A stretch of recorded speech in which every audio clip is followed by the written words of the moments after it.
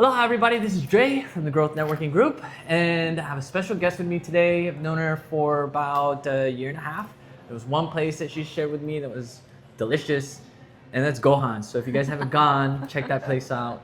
And I'm gonna give her a minute or two to talk about what she does and what she specializes in. So please feel free to introduce yourself. All right, so I am Jessica Heiman, and I'm a mortgage loan originator with Kamaaina Mortgage Group. And I'm in my 6th year of loan origination. Wow. And a lot of times people hear loan originator and they go, oh, cool. And it just flies out one ear, goes in one and flies out the other. So I'm basically the financial side of buying a home. Okay. So you come to me first to vet your finances and understand exactly what it is you can afford before you go out and look for houses with a realtor. Okay. So it should be the first step most people take when they decide they want to buy a home, even if they're dreaming of it long term down the line. But they usually call a realtor first. Right. And Yeah, say, no, that makes sense. I want to buy a house. Yeah. And they go, great, what can you afford? And you say, I don't know. Exactly. So that's when the realtor says, call my girl Jessica and we'll figure out what you can do. I see. So. Gotcha. And then another big part of that is if you are not buying anytime soon, or if you are thinking you want to buy in the next 2 years even, we create a financial roadmap. Okay. So we note where you are now, and then we project where you want to be, and then we figure out how to get there. So we look at your full financial picture. Gotcha. So, okay. Yeah. Nice. And how did you fall into this space? Or, you know what, how far back do you want to go? Okay. Right? Do you want to start where, like, okay, born here, or do you want to start, I got into this because? Let's do, I got into this because, okay, cool. I tend to ramble. I don't want to go No worries. too far. But we'll start there. Yeah. There's no pressure, there's no structure. Let's start there. So 6 years ago. So long story short is I come from a small business family. I grew up in my father's small business. What did they do? Can I ask? Well, my family was in the record industry. And they vinyl had records? retail CDs? record stores, and then it switched to CDs. Did they get into tapes. cassettes? Oh yeah. Prior to vinyl and all that? Vinyl. Then cassettes? Then cassettes, CDs, then all CDs, of that. Then yeah. Yep. And then so was there like what was the name of the store, the business? It was called Peaches Records and Tapes. And that was where? All over the country. Really? Yeah. Peaches So yeah, it was a big company. Okay. And then, well, see, now I'm going to ramble. But in any case, so small business family. He then moved on to another small business. He had a pizzeria for almost 20 years. Okay.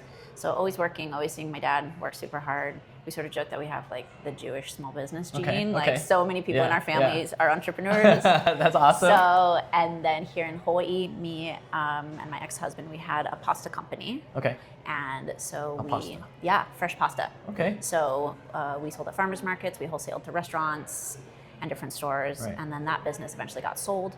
And then so you made the flour? We didn't make the flour, but we made the pasta. So we got the flour, the eggs. It was essentially like really high quality flour from Italy, almost always local eggs if we could pull it off. And then, and then those are essentially the main ingredients. Flour, eggs, water, olive oil. So, and then I accidentally started another business. Accidentally? Yes, I had no intention of starting another business. Okay. And it was a home goods store. So it was called Plant Sacks or Sacks Home. Okay. Started as Plant Sacks because that's what people started calling it, and it was decorative planter pots. Plant Sacks. Yeah, they were handmade decorative planter pots. Okay. And I made them because the owner of a local store called Pico, a plant shop, she asked me to make something for the shop. Okay. And then that was a business for 7 years. Right. So she accidentally incubated a small business, and it was my full-time gig. Oh, wow. I had a studio. I was collaborating with different designers and using their offcuts and remnant fabrics or dead stock and creating value-made products for them. And then I did that for 7 years. Wow. So when I was doing my own business full-time, I realized I had a good brain for the financials. And that was really interesting to me. And because I kind of didn't realize I did, No one ever fostered math in my life. I'm a public school kid, and you struggle a little bit, and they're kind of like, you're fine, very good, you'll pass, right? Yeah. But it turns out I was actually really good with it, especially when it came to money, I think. Maybe it's that real tangible thing where in real life you go, oh, well, math is kind of cool like this. So I needed to find a home, and I just spoke to a friend who was a mortgage loan originator. I said, can I come over with a bottle of wine and ask you a million questions? And she said, great. So we went through everything. She took all the different puzzle pieces of my story, and it turns out I could qualify for a mortgage, just a small one. Yeah. So I bought a small condo Nice. 8 years ago. And she kind of saw me paying attention, and I think she realized this could be something I could do. Wow. So she basically said, you should come work for me, and I became her assistant. So I did that for a year. Gotcha. So when I first started, I was full-time loan originator assistant, 40 hours, but in the chair, and also running my business. Wow. And yeah, and COVID was insane. Like I worked so much during COVID because everybody became a plant parent. I did. Yep. Guilty. Yep. I definitely got into garden. I actually had a worm farm. Good for you. Yeah. Composting was amazing to me. Yeah. Just the decomposition of the scraps of the food and the, being environmentally friendly, and then the benefits that the plant got from it. It was awesome. So I was planting basils, Thai basils, mint, corn. I was growing watermelons, cantaloupes. Amazing. All that stuff. Yeah. I love that. I'm a major compost nerd. Oh, really? So I love compost. So we can talk about that sometime. Okay, yeah. Too. There's a school that actually has a worm farm, and they sell these little compost balls with worms in them, Yeah, so you can like a starter. Yeah. Awesome. Yeah, we'll geek out over that Totally. later on. Okay. Cool. Okay. Cool. Yeah, so in any case, it got to the point where I realized, okay, I'm not going to do both. And so I ended up closing my business. I actually digitized. So I personally made almost every single piece that's sold.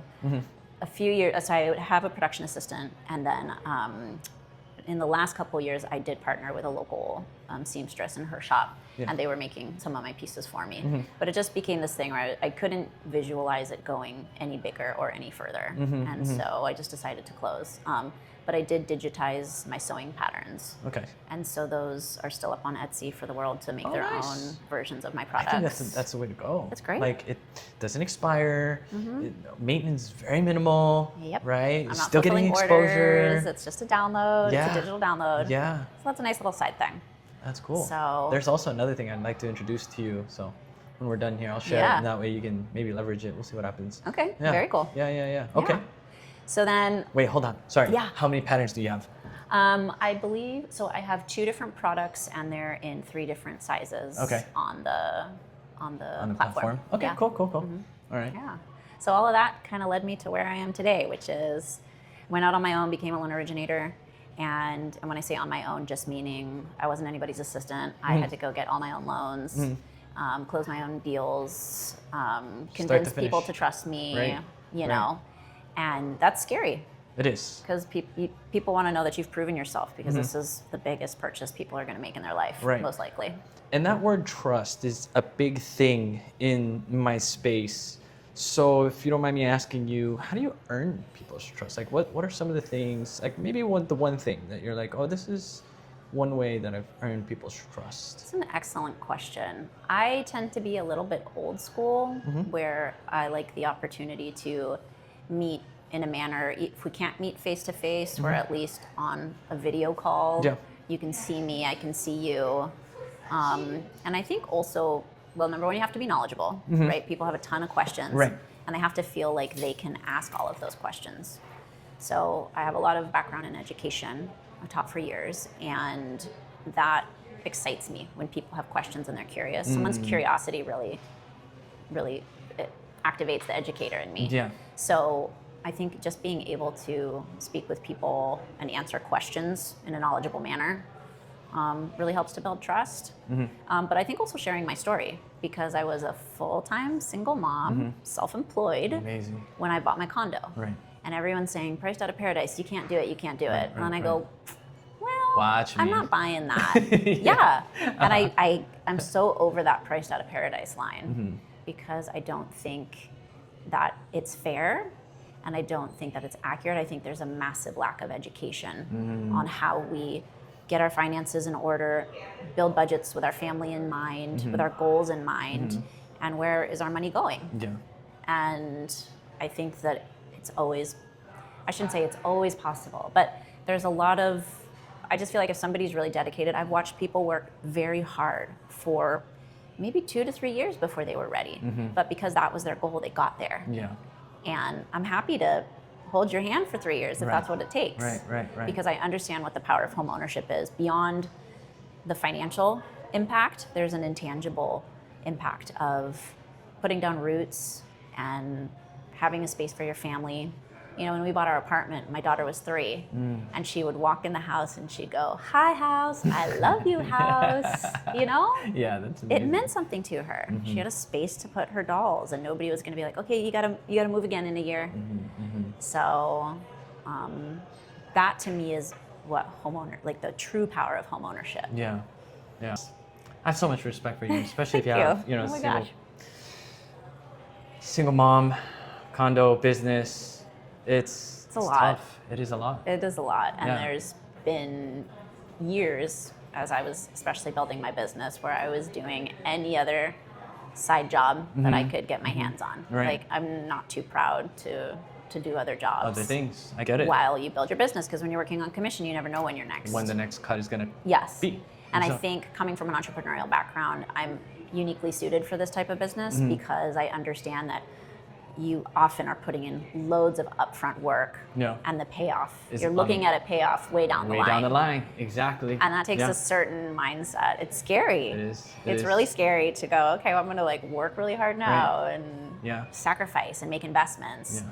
And you might not see. Yeah. It's like gardening. You put in all this work and you put in all this time and energy. You trust, you nurture, The system and yep. and then eventually you get something Exactly. healthy and beautiful for your family. Uh-huh. How's that? Exactly. Gardening for entrepreneurs. I like that I like conversation. that. And I'm glad we had this conversation because there's probably a whole handful of women out there that also, you know, have a kid and they're single mom and they're trying to make it and they want their own space. So again, these are other reasons why I do this, because if anybody ever comes across this video or watches it, at least they can attempt to reach out to you and ask those questions. And we have people like her who, you know, want to educate and teach people, and it makes her day, I'm sure. Completely. Right? Yeah. So yeah, if you guys have any questions, feel free to reach out to her. So before we wrap this up, is there something that you would like to share with our audience that's watching that maybe can inspire them, or maybe you want to just share? Yeah, I would say that if you are curious, don't ignore your curiosity. If it's something you want, if you have questions, like if you look at a child, their mouth will not stop. When they're curious about something, it's question after question after question. And somehow we start to like suppress that desire as we get older. And if buying a home is interesting to you, what is a condo board, you know, leasehold versus fee simple, anything. Or I get people saying, I saw this online post and I can buy a house and flip it. Let's talk about it. If that's truly something you're interested in, just start a conversation. It doesn't cost a thing. There is no obligation for a phone call. And I happen to be a little bit like, I don't know if you want to call it niele or what, but I love talking to people. Yeah. I love learning. Yeah. Okay, what's your story? Where do you come from? Awesome. What's your deal? So I sort of have this natural curiosity myself in people. For people, yeah. Yeah. I get you. So I'm like, ooh, I want to hear your story. Right. So please call. Okay, ask so where can they follow you? What's your Yeah. Instagram, So email, my website? Instagram is Jessica_Heiman_LO. So my first and last name, and then LO for Loan Originator. And that's probably the quickest way to find me. I think if you also just Google my name, you'll find my 5-star Google reviews. Oh, let's so, go. you know. And yeah, but phone call is fine, text, Okay. social media, all of it. So Gotcha. I feel like in this day and age, as long as you have somebody's name, you can probably find them pull all online. that, yeah. So please share that. Google AI's got all that information. Everything. So yeah. Okay, cool. Well, Right on. hopefully in the future we can expand on this conversation, talk plant, talk more Absolutely. business, talk more, you know, opportunities and things like that. Yeah. So I appreciate you taking the time to come out Jay. here. I And you appreciate guys, it too. thanks for tuning in. And I'll catch you on the next episode. Aloha. Aloha. Let's go. Hey, appreciate it. Thank you so much. you. That's so fun. I love that. Yeah.